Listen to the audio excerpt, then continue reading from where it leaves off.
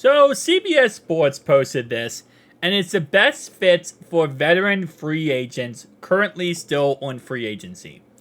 And starting off right away, they think Ryan Tannehill should go back to the Dolphins, which I find kind of hilarious, slash, it kind of does make a little bit of sense. Like, it's actually really not the most craziest overall idea of him going back to the Dolphins. But yes, that's number one. Number two is the running back Dalvin Cook goes to the Bills, which would be very interesting with the fact that I believe, do they have Frank Gore Jr. or is he on the 49ers? I believe he's on the Bills. And obviously they have James Cook, and listen, never stop letting James cook. But that's number two. Number three is us. Yes. They think we should sign Xavien Howard. And normally when I hear, a media source says we should sign somebody, pick somebody up, I'm always very hesitant. Like, I don't know if I agree with that. I agree with this. I 100% agree with this. Do I think that we need him? No. Is he nice to have just for, reliability because he can still play at a high level and he's still really good? Yeah. I have no problem with this signing. It's just, I don't think we need him. I think we're going to be fine with Dax Hill now in the cornerback spot. And obviously already having, DJ Turner, Cam Taylor-Britt, and Mike Hilton. And now Josh Newton, our rookie 5th-round pick, who's actually playing pretty dang good in our, not to say training camp, in our OTA so far, and he's getting a lot of buzz. A lot of people are talking good about him on the team. Do we need Xavien Howard? No. I am against the idea that we need to, in theory here, go ahead and go crazy with the idea that, that we're going to go crazy with the idea of needing to replace Cheeto. I don't think we need to replace Cheeto. I think we have already replaced Cheeto. And I think the guy we replaced Cheeto with is already on the roster. And that is, again, Josh Newton and a combination of him and moving Dax Hill to cornerback.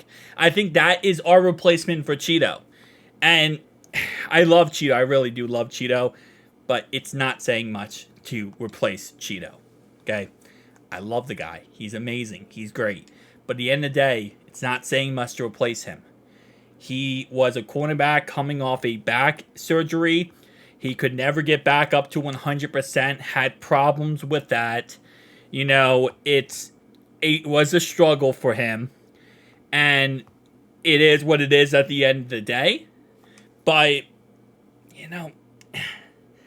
how do I put this? Like, he wasn't himself. Like, he never got back to his own old self.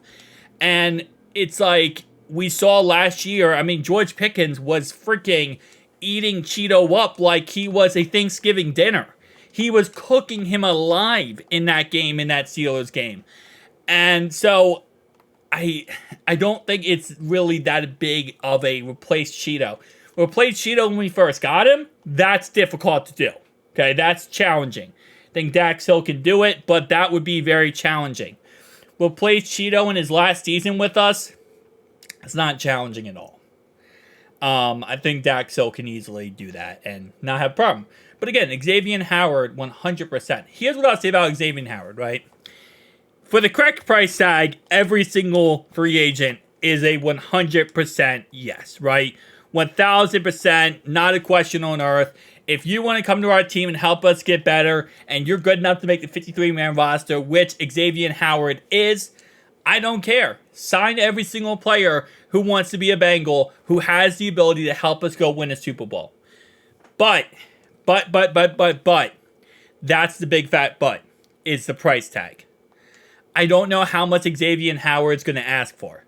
This is a guy who came off a big contract over there in Miami. They cut him because they had to, because of cap purposes. And I don't know if he comes over to Cincinnati, how much he's going to ask for, right? And that's really what it comes down to, is price tag. Because if you want to bring someone this good in and have him play again in a kind of rotation role for us, I have no problem at all with it. I think it's a good idea. But again, it comes down to the price tag, how much he wants, and all that kind of stuff. But I am against a lot of narratives that we have our secondary isn't good. Or our secondary needs help. We need a placement for Cheeto. We got Von Bell for a reason. Von Bell is going to help get our secondary up communication-wise to a very high level. I'm excited for that. We have a young secondary, but we have a very talented and fast secondary. Now with Dax Hill in the cornerback spot, I'm not worried about it at all. So again, CBS Sports, I think this was a logical idea to pick him up. And I think, hey, listen, if he was to come to Cincinnati, come on to Cincinnati, my man. But again, you're not going to get paid that much money. And when you do come here, just keep in mind, you're not guaranteed to be the starter. You might be a backup or a third or fourth string guy, depending. Because if everything works out, Dax should be our number 2 corner next year. Number 1 should be Cam Taylor-Britt, and number 3 should be Mike Hilton. And then Josh Newton will be number 4. And as you know,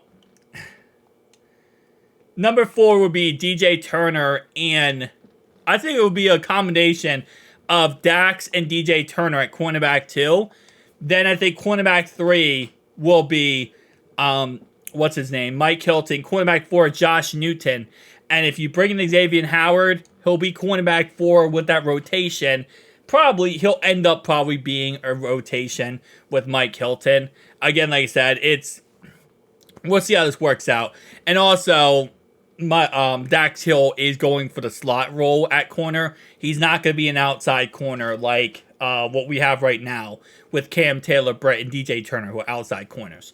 Dax is going to be a slot guy. So he would be in a rotation with Mike Hilton. He wouldn't be an outside rotation. So it probably, in all honesty, would be DJ Turner and Cam Taylor-Britt on the outsides, Mike Hilton and Dax as a rotation in the slot, and then Josh Newton, who's also an outside corner, who would be right behind that with, again, Xavien Howard, who's an outside corner too. So it would just be rotation, which I'm cool with.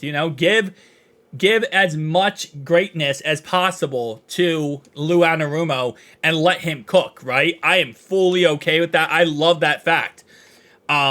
We'll see how this works out in the end.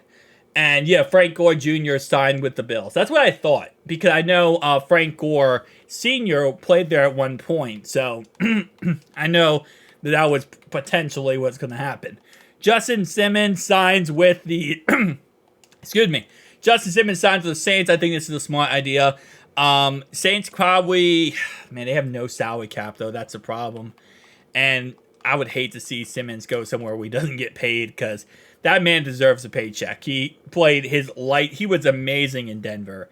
And not only just on the field, but also, off the field as well. So, I do want to see him get paid somewhere.